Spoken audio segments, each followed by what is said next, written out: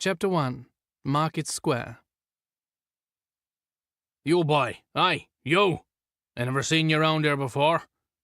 The farmer directed his bellow at me. It was sunrise, and at last I'd found the courage to step out of my hiding place and join the common labourers who gathered in Mallowick Market Square. We were waiting for the farmers' carts to come by and choose their day workers.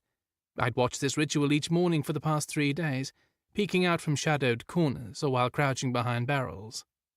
It was harvest time, and it appeared to be routine for peasants to walk from the surrounding hamlets before dawn and assemble in the square to seek work on the farms. There was wheat, barley, root vegetables, and tree fruits to be gathered before the weather turned. I was informed by a ruddy-looking fellow in the tavern that anyone could get work on the harvest, and so with my pride cut to ribbons and my pockets empty, I'd stepped out of the safety of my hiding place and joined the commoners. Does you want work or no? Look at me when I'm talking to you. What's your name? The burly farmer roared. I looked up, stunned to be singled out from among all these strapping men and hardy-looking women, for I felt invisible. 4 carts had already passed and taken their pick of the young, strong peasants, but none of those farmers gave me a second glance. I should have known something was afoot, for when this particular wagon turned up, the women in the square shrank back into doorways, and men sidled away to lean against buildings. On the side of the wagon, writ large in bold off-white letters, were the words, Blackdown Farm. There were around 30 of us left on view, like cattle. I'd never partaken in manual labour or any kind of work before. I was a gentleman, and far more familiar with spending my days relaxing, reading, attending social events in the city, or taking a horse for a gallop in the country. But my life had changed since I'd become stranded here in the pasturelands provincial town of Mallowick 2 weeks earlier. Now I was living on my wits. Each day was a fight for my life, and I'd sold all of my fine belongings, intending to pay for passage on the stagecoach from Mallowick to the city of Serein. But I had not thought things through, and it did not happen that way. My body's needs took precedent. I'd become so ravenous, and therefore the meagre coin I'd gathered from selling my finery was spent on what I could afford, basic rough barley bread and ale, just enough to stave off the gnawing pangs of hunger in my belly each day. Now I had no belongings, and the money was all but gone. I was no thief, and the only thing I had left to sell was my body. Looking like a wretch, I did not believe I could earn even a copper that way. Before I left on my travels, I was warned that the province of Erias had strict rules about men bedding other men, and I did not want to tempt fate.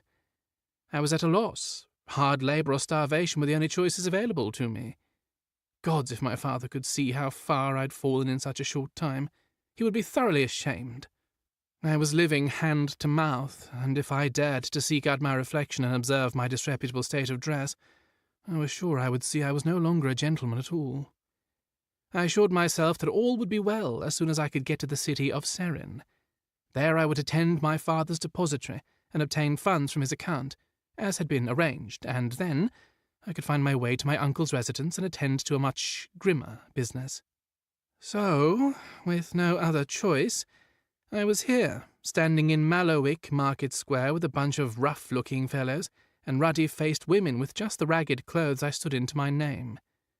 I wondered if my visage had taken on the same gaunt, starved, haunted look some of them wore. Well? The farmer roared.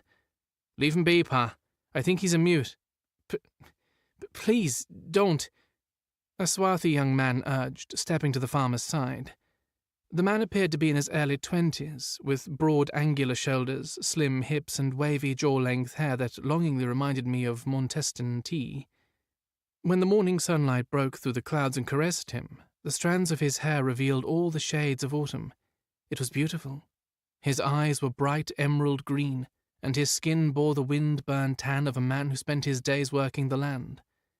I met his gaze for a second that seemed to stop time, and I felt a flutter of longing erupt in my gut. I found myself mesmerized by him. He appeared a little embarrassed. For himself or for me, I wasn't quite sure. The farmer turned to his son. Shut that filthy mouth of yours, apple boy, he spat. His large meaty hands twitched. He sneered and glared at his son in such a wicked way, I knew it should have been followed by a sharp slap. I worried that the young man would endure further public humiliation at the hands of his father, but the farmer moved his disdainful glare back to me. I shuddered with fear. I had a feeling that he was saving his son's punishment for later, away from the prying eyes of the townsfolk. I did not like that thought, not one bit. I did not know why the farmer was drawn to me, but he sized me up with a sweeping glance of consideration, then wrinkled his nose as if he'd sniffed a revolting stench. I hadn't bathed in 2 weeks, so maybe I did smell a tad ripe. Is you mute? I shook my head. I would say, if anything, I was deeply traumatized by the unfortunate circumstance I found myself in. But no, I was certainly not a mute. I just wasn't used to a lowly man speaking to me so roughly. Generally, men who dared to address me knew their betters and behaved appropriately. But here in Mallowick, in the province of Arias, I was no better than a beggar on the street.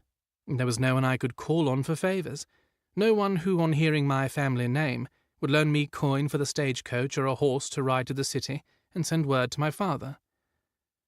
When I'd first arrived in Mallowick, telling the truth of my station had got me dragged down an alley where my finger and earrings were stolen, and I'd received a beating.